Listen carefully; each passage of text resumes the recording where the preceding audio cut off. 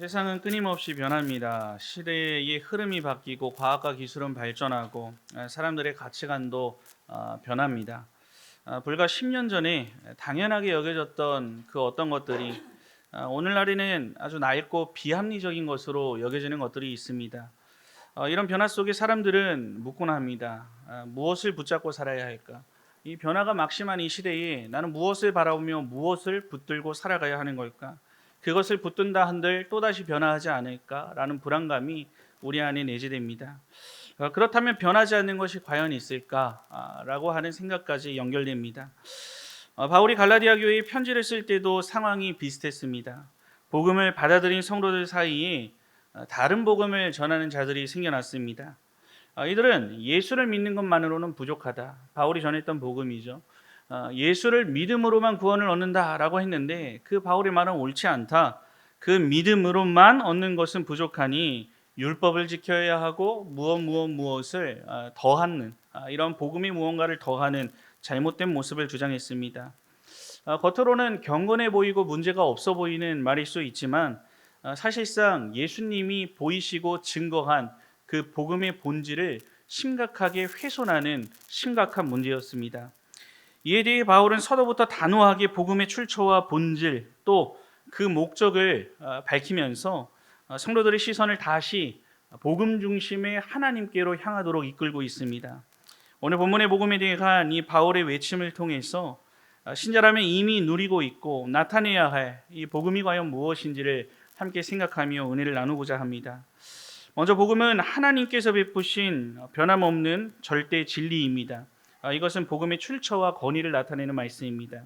오늘 본문 1절에서 3절까지의 말씀을 다 함께 합독해서 읽어보겠습니다. 시작. 사람들에게서 난 것도 아니요 사람으로 말미암은 것도 아니요 오직 예수 그리스도와 그를 죽은 자 가운데서 살리신 하나님 아버지로 말미암아 사도된 바울은 함께 있는 모든 형제와 더불어 갈라디아 여러 교회들에게 우리 하나님 아버지와 주 예수 그리스도로부터 은혜와 평강이 있기를 원하노라. 아멘.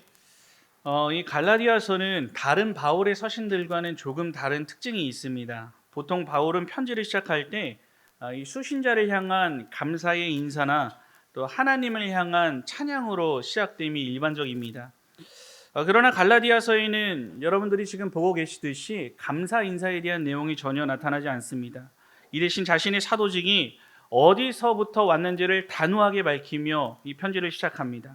그 이유는 분명합니다. 이 갈라디아 교회들 안에 복음에 대한 거짓 가르침이 들어와서 성도들을 혼란에 빠뜨리고 있었기 때문입니다. 서두에 말씀드린 대로 유대 율법주의자들은 믿음으로만 구원이 충분하지 않다. 반드시 할례를 받고 또한 율법을 지켜야 그것으로 말미암아 구원이 완성이 된다라고 가르쳤던 것입니다.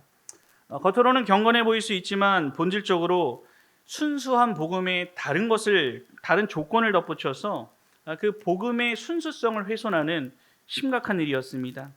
이뿐만이 아니라 이들은 사도의 사도성을 의심하면서 그것을 훼손합니다. 사도라면 예수님의 직접적인 부르심을 받은 자들에게 한정되어 있어야 하는데 이 바울은 예수님의 12 제자도 아니지 않느냐라고 말하면서 이 메신저를 공격해 메시지의 신뢰를 잃게 하려는 아주 정치적인 전략을 사용했던 것입니다. 바울은 이 소식을 듣게 됩니다. 그리고 지체 없이 펜을 들고 편지를 씁니다. 이 자신의 사도직이 모함받았다는 이유 때문에 화가 나서 그런 것이 아닙니다. 그것을 통해 복음이 훼손되는 것을 막기 위해서 급하게 편지를 시작합니다. 진리를 지키기 위해 인사조차 생략한 채 매우 급박하고 단호하게 서신을 써내려가며 그는 말하는 것입니다. 사람들에게서 난 것도 아니요 사람으로 말미암은 것도 아니다. 왜 이 말을 서두에 꺼내면서 시작했는지 이제는 연결이 되십니까? 자신의 사도직이 인간을 통해 주어진 것이 아님을 가장 먼저 밝히며 드러냅니다. 또 그 과정조차 어느 한 사람이라도 개입되지 않았다고 아주 강한 어조로 선포하고 있습니다. 그렇다면 바울은 누구로부터 자신이 사도직을 받았다고 이야기합니까? 12 제자와 동일하게 자신 역시 오직 예수 그리스도와 하나님 아버지로 말미암아 사도가 되었다라고 분명히 선언합니다. 사도라고 하는 이 말은 보냄받은 자라는 뜻입니다. 예수님의 공생의 사역 중 친히 선택하신 12제자에게만 허락된 특별한 용어가 맞습니다. 이 사실을 가지고 율법주의자들은 바울을 공격했지만 실제는 어떻습니까? 바울은 다메섹 도상에서 부활하신 예수님을 직접 목도하고 만났습니다. 이방인의 사도로서 예수님께 직접 소명을 받고 사명을 받았기 때문에 사도로서의 자격에 조금도 손색이 없었습니다. 그렇기 때문에 말하는 것입니다. 오직 예수 그리스도와 그를 죽은 자 가운데 살리신 하나님 아버지로 말미암아 사도된 바울은 내가 받은 사도직은 부활하신 예수님께 받았다라고 힘주어 선포합니다. 그렇다면 이 말은 곧 무엇으로 연결할 수 있습니까? 내가 전한 복음의 내용이 틀림이 없다. 예수님께 직접 받아 가르친 진리의 말씀이다 라는 것과 동일한 말이었습니다. 자신의 사도직을 분명히 하는 것으로 시작해서 이 예수님으로부터 받은 복음의 진리가 그 가치가 조금도 훼손되지 않게 하려는 모습을 보게 됩니다. 얼마 전 한 유명 가수가 유튜브의 어느 프로그램에 출연해서 토크쇼를 하는 모습을 우연히 보게 되었습니다. 그리고 그 내용이 이슈가 돼서 많은 사람들에게 그 한 부분이 이렇게 이슈가 돼서 인기를 끌었던 것 같습니다. 그 내용을 보면 10년 전 비행기 내 흡연으로 약식 기소되어서 벌금형을 선고받은 일을 한 패널 중에 한 명이 초대된 그 유명 가수에게 내용을 던지며 시작합니다. 10년 전의 이야기니까 웃으면서 시작합니다. 그러면서 왜 그랬냐? 도대체 왜 항공에서 기내에서 그렇게 안 되는 줄 알면서도 담배를 폈냐라고 묻자 야, 내가 크리스찬이잖아. 이 말부터 시작합니다. 그리고 담배 핀 이유에 대해서 설명을 이어갑니다. 내가 하늘에 떠 있는데 뭔가 하나님과 가까워졌을 때 한 대 피우고 싶어가지고 하나님 저 왔어요 하면서 한 대 빨았는데 바로 국토부로 끌려갔어. 그대로 따와서 이렇게 기록한 내용입니다. 이 영상이 최근 인기를 끌기 불과 6개월 전에 CBS에서 방영하는 새롭게 하소서라는 프로그램 제가 몇 번 말씀드려서 아실 겁니다. 그 가수가 여기에 나와서 이렇게 말했습니다. 이제 당당히 크리스찬이라고 밝힐 수 있는 건 앞으로 그리스도인의 삶을 살아갈 자신이 있기 때문입니다. 이렇게 간증했던 그 모습이 아쉬워지는 순간이었습니다. 여러 댓글이 달렸습니다. 크리스찬 욕먹이지 말아라. 아무리 방송이어도 아쉬운 발언이다. 역시 교회 다니는 사람은 믿을 게 못 된다. 다양한 내용들을 볼 수 있었습니다. 한 사람을 정죄하고자 이 내용을 말하는 것이 아닙니다. 우리는 모두 연약하고 때로 실수하는 존재가 분명합니다. 하지만 복음으로 변화되었다고 고백하는 우리의 말과 삶이 일치하지 않을 때 복음의 능력은 세상 앞에서 약해질 수밖에 없습니다. 바울이 자신의 사도직을 변호한 이유 단 한 가지였습니다. 복음의 가치가 훼손되지 않고 그 복음이 하나님의 절대 진리로서 지켜지길 원했기 때문입니다. 그 자신이 받은 사도직이 부활하신 주님께 직접 받은 것을 분명히 함으로써 자신이 전한 복음의 메시지, 오직 믿음을 통해 구원을 얻게 된다라고 하는 분명한 복음의 진리가 결코 사람의 생각이나 전통에서 나온 것이 아님을 드러내고자 했던 것입니다. 성도 여러분, 그런데 복음을 받아 변화된 새 사람으로 살아가는 것은 바울만 그렇습니까? 오늘 우리도 이와 동일한 부르심을 받고 세상 가운데 살아가고 있는 자들입니다. 우리는 단순히 복음을 알고 그 복음의 은혜만 누리는 사람이 되어서는 안 됩니다. 복음을 지켜내는 존재가 되었고 그것을 지켜내는 사명을 받은 자임을 기억해야 합니다. 세상은 지금도 복음을 왜곡하려 합니다. 때로는 복음을 전하는 사람을 공격합니다. 그 메신저를 공격하면서 너의 행동이 이렇잖아 저렇잖아 하며 진리의 힘을 약화시키려 합니다. 이럴 때 우리가 해야 할 일은 단호하고 분명합니다. 참된 복음이 무엇인지를 먼저 바르게 알고 그리고 그 복음을 바르게 전하며 바르게 살아내는 것이 너무나도 중요하다는 것을 기억해야 합니다. 복음은 전도할 때나 쓰이는 용어이거나 감동적인 구호로 멈춰설 것이 아닙니다. 복음은 하나님께서 신자에게 베풀어 주신 영원히 변하지 않는 절대 진리가 됩니다. 이 복음은 주님이 십자가에서 피 흘려 이루신 우리를 살리신 하나님의 분명한 구원의 역사입니다. 그리고 이 복음의 메시지로 말미암아 그것을 믿는 우리들이 현재 누리고 있는 하나님의 충만한 은혜이기도 합니다. 세상은 우리가 외치는 말보다 우리가 살아내는 모습을 더 주목하는 이 시대입니다.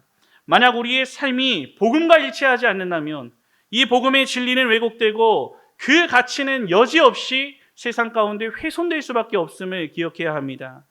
그러나 우리가 말씀대로 살아가고 또한 주님의 사랑과 거룩함을 삶으로써 드러내게 될 때에 우리를 통해 복음의 빛은 더욱더 빛나게 될 것이고 더 많은 사람들에게 힘 있는 영향력을 가지고 전달되게 될 것입니다. 이 바울이 복음을 수호하기 위해 사도로서 자신을 변호했던 것처럼 오늘 우리는 우리의 삶을 통해 복음을 수호하는 사명을 받았습니다. 이 사명은 목회자에게만 주어진 것이 아닙니다. 예수를 자신의 구주로 고백하며 살아가는 모든 성도에게 주어진 하나님의 부르심이라는 것을 기억할 수 있어야 합니다. 이 사실을 다시 한번 마음에 새기시고 언제나 하나님이 베푸신 절대 진리인 그 복음을 붙들고 그 복음을 누리면서 그 복음을 살아내며도 부족함이 없는 그 모습을 통해 이 세상의 그리스도의 빛을 삶으로서 바르게 수호해내기에 부족함이 없는 우리 남부교회의 모든 성도들이 되시기를 우리 주님의 이름으로 간절히 축원합니다. 둘째로 복음은 인간을 죄에서 건져내는 하나님의 능력입니다. 이것은 복음의 사역과 목적을 드러내고 있습니다. 오늘 본문 4절과 5절의 말씀을 다 함께 합독해서 읽겠습니다. 시작. 그리스도께서 하나님 곧 우리 아버지의 뜻을 따라 이 악한 세대에서 우리를 이시려고 우리 죄를 대속하기 위하여 자기 몸을 주셨으니 영광이 그에게 세세토록 있을지어다. 아멘. 아멘. 사도 바울은 함께 읽은 이 짧은 말씀에서 예수님께 받은 그 기쁨의 내용, 복된 소식의 그 핵심을 너무나도 간결하게 압축해서 선포합니다. 먼저 4절 하반절을 보시면 예수 그리스도께서 자기 몸을 주셨다라고 했습니다. 이 말은 물건을 건네듯이 무언가 이렇게 건네고 그냥 주었다라는 이런 간단한 의미가 아닙니다. 자기 자신을 희생제물로 완전히 내어주셨다는 것을 의미합니다. 정확히 예수님의 십자가 사건을 의미합니다. 예수님께서는 분명 이 땅에 내려오셨습니다. 단순히 사람의 모습만을 가지고 이 땅에 오신 것이 아니라 하나님의 아들로서 완전한 신성을 가지신 완전한 하나님이시자 완전한 사람의 몸을 입고 이 땅에 오셨습니다. 그렇다면 하나님이신 그분이 이 땅에 내려오신 그 목적이 무엇이었습니까? 오늘 본문 말씀이 이 악한 세대에서 우리를 건져 우리 죄를 대속하기 위해서다라고 분명히 밝힙니다. 성경은 말합니다. 모든 사람이 죄를 범하였으니 하나님의 영광에 이르지 못한다. 죄는 누군가의 단순한 실수로 주어진 것이 아니라 하나님에 대한 반역행위였고 그 결과는 사망이었습니다. 인류의 대표로 지음받은 아담의 범죄로 인해서 이 모든 그가 가지고 있던 죄책이 모든 사람들에게 법적으로 전가되었습니다. 그래서 그 죄의 책임에서 누구도 자유롭지 못한 상태가 되었던 것입니다. 쉽게 말해 아담이 오늘 이 시대와 주님 오시는 그날까지 모든 인류는 죄인이라고 하는 신분에서 자유롭지 못한 상태가 되어버린 것입니다. 스스로 그 죄를 어떤 선행과 공로로서 해결하거나 하나님과 단절되어 원수된 관계를 회복된 그것을 사람 편에서 취할 수 있는 방법은 아무것도 존재하지 않습니다. 이 때문에 아담 이래 모든 인간은 죄인의 신분으로 이 땅에 태어나 살아가게 되는 것입니다. 기독교에서 인간을 죄인이다라고 전제하고 부르는 이유가 바로 여기에서 출발한다고 할 수 있습니다. 하나님은 사랑의 하나님이 분명하지만 동시에 공의로우신 하나님이시기에 죄가 있는데도 그냥 죄를 질끈 눈 감아주시면서 죄 없다는 것처럼 여겨주실 수가 없으신 분이십니다. 죄의 값이 반드시 치러져야만 했습니다. 하지만 방금 말씀드렸듯이 인간이 인간의 죄를 용서하는 이런 우스꽝스러운 모습이나 스스로의 죄를 용서할 수 있는 능력이 사람에게는 조금도 남아있지 않습니다. 여기서 하나님의 사랑의 속성이 그 공의 가운데 동시에 나타남을 보게 됩니다. 아담이 죄를 지음과 동시에 하나님은 여자의 후손을 약속하십니다. 예수 그리스도에 대한 예언의 말씀을 아담이 죄를 짓자마자 나타내 주심을 보게 됩니다. 그리고 그 약속은 우리가 사는 이 세상에서 실제 실현됩니다. 실제 예수 그리스도를 이 땅에 보내시고 인간의 죄를 대신 속죄하십니다. 죄 없으신 그분이, 하나님이신 그분이 죄인의 몸을 입고 이 땅에 오셔서 기꺼이 십자가에 달려 죽으심으로써 오늘 본문의 말씀과 같이 자기 몸을 완전히 내어주셨다는 것입니다. 이것이 바로 우리를 건지시려고 우리 죄를 대속하기 위해 자기 몸을 주셨으니 라고 지금 선포하고 있는 바울의 말이 담긴 진정한 의미입니다. 죄에 대한 하나님의 진노를, 그 크신 진노를 예수님께서 십자가에 모두 가지고 죽으심으로써 이 악한 세대에서 우리를 건지시는 놀라운 은혜를 베풀어 주신 것입니다. 이것은 누군가의 강요로 의해서 억지로 한 것이 아닙니다. 자발적인 순종을 가지고 하나님 아버지의 뜻을 따라, 오늘 본문에 하나님 아버지의 놀라우신 그 뜻을 따라 그 길을 걸어가신 예수님의 은혜이고, 주님이 오시는 날까지 이 사실을 믿는 자는 구원이라는 놀라운 선물을 얻게 된다라고 성경은 힘주어 선포하고 있습니다. 죄와 사망의 권세에서 완전히 해방된 하나님의 능력, 이것을 믿기만 하면 영원한 생명의 자리, 영원히 죽을 수밖에 없는 우리들이 그 죄가 사함을 받고 영원한 생명의 자리로 서게 된다는 이 기쁜 소식이 바로 오늘 우리가 마음에 담고 그리고 그것을 전해야 하는 복음의 핵심적인 가치인 것입니다. 성도 여러분, 복음은 영어로 굿뉴스입니다. 말 그대로 좋은 소식이라는 의미를 담고 있습니다. 예수님이 우리 죄를 대신해 죽으시고 우리를 구원하셨다라고 하는 놀라운 은혜의 말씀입니다. 맞습니다. 하지만 여기서만 그친다면 우리들은 절반만 알고 있는 것입니다. 여기에 하나가 더해져야 복음에 대한 온전한 설명이 된다는 것을 기억해야 합니다. 인류에게 죄를 가져다 준 첫사람 아담은 예수 그리스도의 모형이었습니다. 우리의 구원을 위해 아담이 실패한 것들을 예수님께서는 성취하셔야만 했습니다. 아담과 맺으신 그 언약을 아담 편에서 깨었기 때문에 죄가 들어왔고, 그 죄 때문에 모든 인류가 저주라고 하는, 멸망이라고 하는, 죽음이라고 하는 영원한 죽음의 저주로 들어가게 되었습니다.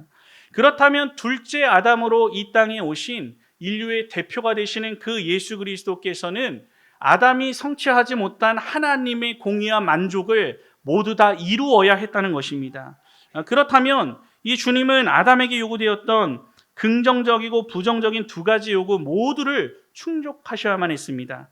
여기에 아담에게 요구되었던 긍정적인 요구라고 하는 것은, 잘 들어보십시오, 하나님이 요구하시는 완전한 의를 이루는 것입니다. 하나님이 아담에게 행위 언약으로 맺어주신 완전한 의를 나타내는 것을 아담은 실패했지만 예수 그리스도께서 이루셔야만 했다는 것입니다. 아담이 하나님과 맺은 행위 언약을 성취하는 일입니다. 부정적인 요구는 무엇입니까? 죄의 결과에 대해서 책임을 지는 것입니다.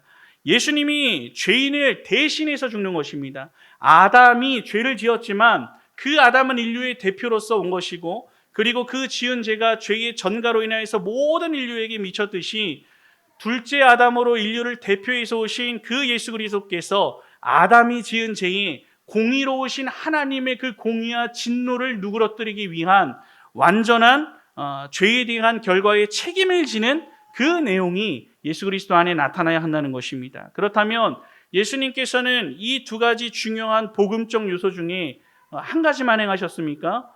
먼저 서두에 외친 그 말만 우리가 알고 있다면 한 가지만 행하신 것으로 그치게 됩니다.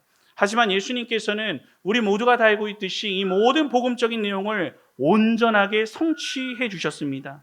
그런데 우리는 복음을 설명하면서 예수님이 우리 죄를 위해 죽으셨다는 한 가지 이야기만 요구한다면 이것은 부정적 요구에 대한 예수 그리스도의 이루심에 대한 것만 이해하고 그것에 대해서만 고백하는 것이 됩니다.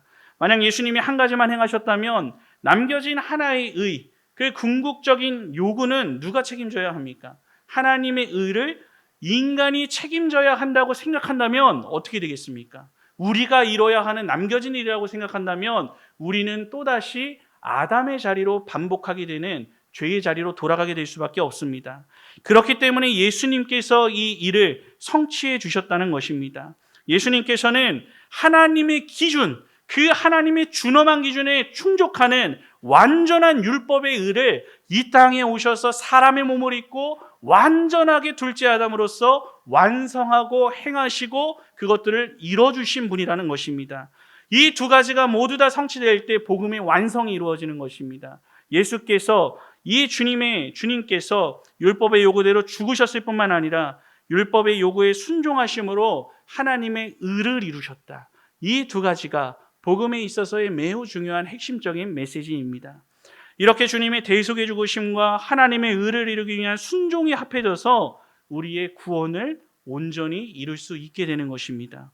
이 두 가지를 정확히 이해할 때 우리는 복음이 무엇인지를 정확히 성경의 근거에 말할 수 있게 되고 우리의 구원이 어떻게 이루어지는지를 알 수 있게 됩니다. 바울이 말한 복음이 이와 다르지 않습니다. 복음은 그리스도의 십자가 죽음으로 우리 같은 죄인들이 값없이 제사함을 얻었다는 기쁜 소식이 됩니다. 또한 하나님이 우리에게 요구하신 완전한 의, 하나님의 기준에서 요구하신 그 완전한 의를 예수님이 우리를 대신해서 다 이루어 주셨다는 놀라운 은혜의 소식이기도 합니다. 이 사실을 정확히 알면 복음이 왜 하나님의 능력이 되는지, 왜 모든 인생의 유일한 소망이 될 수밖에 없는지를 분명히 확신하며 선포할 수 있게 되는 것입니다. 이 바울이 갈라디아 교회에 전한 복음도 바로 이것입니다. 예수님이 우리의 죄를 대속하셨고 우리 대신 하나님의 의를 이루셨다는 좋은 소식이었습니다. 성도 여러분, 이 복음은 단순한 교리가 아니라 신자의 생명입니다. 신자의 생명입니다. 이 주님이 이루신 이 완전한 복음이 있었기 때문에 오늘 우리가 죄인이면서도 하나님 앞에 의롭다 여김을 받으며 살아갈 수 있는 존재가 되었습니다. 그 어떤 세상의 가치나 사람의 말도 우리를 구원하신 주님의 십자가와 의를 대신할 수는 없습니다. 나를 죄에서 건져내신 하나님의 능력을 잊고 살아간다는 사실에 늘 감사하시면서 5절의 말씀과 같이 영광을 하나님께 세세토록 돌리며 그분만을 위해 평생토록 살아가시기에 부족함이 없는 우리 남부경의 모든 성도들이 되시기를 우리 주님의 이름으로 간절히 축원합니다. 우리 사랑하는 남부경의 성도 여러분, 누군가가 여러분들에게 복음이 뭐야? 라고 물어본다면 아마 당황하실 것입니다. 뭐라고 대답하시겠습니까? 여러 답변들이 있을 것입니다. 그리고 설명이 어려우실 분들도 있을 것입니다. 복음은 굿뉴스, 말 그대로 좋은 소식이고 예수님이 우리 죄를 대신해 죽으시고 구원해 주셨다는 놀라운 이야기야. 맞습니다. 맞는 말입니다. 하지만 우리 남부경의 성도라고 한다면 조금 더 명료한 복음에 대한 지식을 가지고 복음을 더 풍성하게 누릴 수 있기를 바랍니다. 이를 위해 우리는 몇 주간에 걸쳐 이 갈라디아서 말씀의 중심으로 복음에 대한 우리의 이해와 고백을 더욱더 견고히 해나가려고 합니다. 종교개혁자 마틴 루터는 이 갈라디아서에 기록된 구원론의 진수를 발견하고 종교개혁의 핵심이 갈라디아서에 있다고 보았습니다. 이런 이유로 루터는 목회를 하면서 무려 이 갈라디아서의 말씀만 41번에 걸쳐 강해한 것으로 유명합니다. 심지어 갈라디아서를 향해서 이렇게 고백하기도 했습니다. 내가 결혼한 나의 편지이자 나의 카타리나 보라다. 카타리나 보라는 루터 아내의 이름입니다. 이렇게 말할 정도였습니다. 8월에 추천도서로 올라가 있는 복음이란 무엇인가, 우리 구입하신 분이 있습니까? 참 좋은 책입니다. 그 저자는 이렇게 말합니다. 복음은 입의 말씀이지 펜의 말씀이 아닙니다. 복음은 돌판에 기록된 문자가 아니라 가슴에 새겨주신 말씀입니다. 살아서 생명력 있는 역동성 있게 우리 안에 실제하는 그것이 바로 복음이다. 우리는 그 복음을 마땅히 살아내야 하고 우리는 마땅히 그 복음을 전할 수 있는 사람이 되어야 한다. 그리고 그 복음을 전하기 위해서는 우리가 먼저 성경에 입각한 복음의 핵심과 진수가 무엇인지를 알아야 하는 것은 너무나도 분명합니다. 앞으로 몇 주간 이 갈라디아서의 말씀을 중심으로 신앙생활을 하며 여러분들이 지금까지 수많은 시간을 신앙생활을 하며 들어왔던 복음에 대한 참된 영안이 열려지는 시간이 되기를 바랍니다. 말씀을 중심으로 복음을 삶에서 살아내고 담대히 선포함으로써 영광을 그에게 세세토록 돌리며 살아가기에 부족함이 없는 우리 남부교회의 모든 성도들이 다 되시기를 우리 주님의 이름으로 간절히 축원합니다.